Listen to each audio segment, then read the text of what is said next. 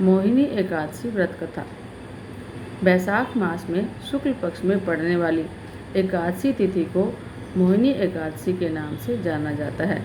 ऐसा कहा जाता है कि मोहिनी एकादशी का व्रत रखने वाला व्यक्ति मोह माया के जाल से मुक्त हो जाता है और उसे मोक्ष की प्राप्ति होती है। माना जाता है कि इस एकादशी का व्रत करने वालों के कई जन्मों के पाप भी नष्ट हो जाते हैं। इस व्रत को भगवान विष्णु की विशेष पूजा और अर्चना की जाती है।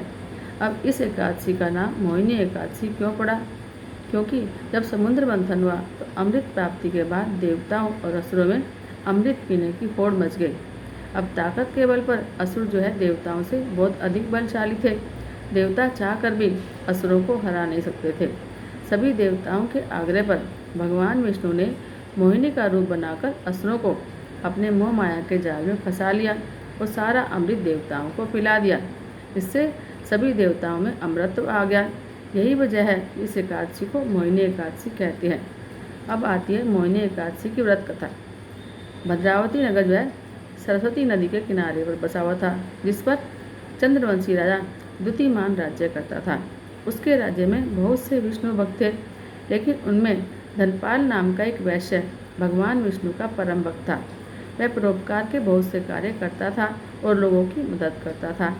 उसने नगर में लोगों की सेवा के लिए हर जगह पानी का प्रबंध किया था और राहगीरों के लिए कई पेड़ लगाए थे। उसके 5 बेटे थे, जिनका नाम था सुमना, सद्बुद्धि, मेधावी, सुक्ति और दिष्ट बुद्धि। अब इनमें से दिष्ट बुद्धि जो है पापी, अनाचारी और अधर्मी था। वह पाप कर्मों में लगा रहता। धनपाल उससे बहुत परेशान था। एक दिन तंग आकर उसने उसको घर से निकाल दिया। अब बेघर और निर्धन होने पर उसके दोस्तों ने भी उसका साथ छोड़ दिया। उसके पास अब खाने पीने को कुछ नहीं था, तो वह चोरी करने लगा। एक बार उसे राजा ने पकड़ लिया, लेकिन धर्मात्मा पिता के संतान होने से छोड़ दिया गया। दूसरी बार पकड़ा गया तो राजा ने उसको जेल में डाल दिया।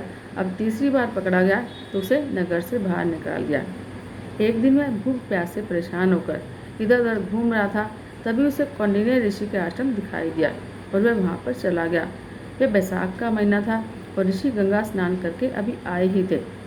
उनके गीले वस्त्रों से पानी गिर रहा था। उसमें से कुछ गंगाजल के छींटे दिष्ट बुद्धि पर भी पड़ गए तो उसको समझ आ गई।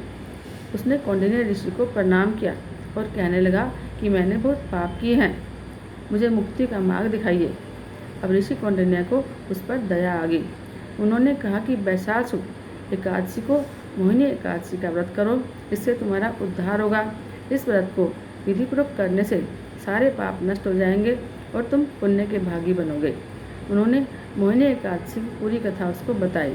मोहिनी एकादशी के दिन उसने ऋषि के बताए अनुसार विधि विधान से व्रत किया और विष्णु पूजन किया।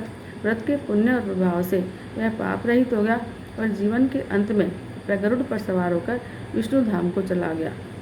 बोलो श्रीमन नारायण नारायण नारायण जय नारायण नारायण।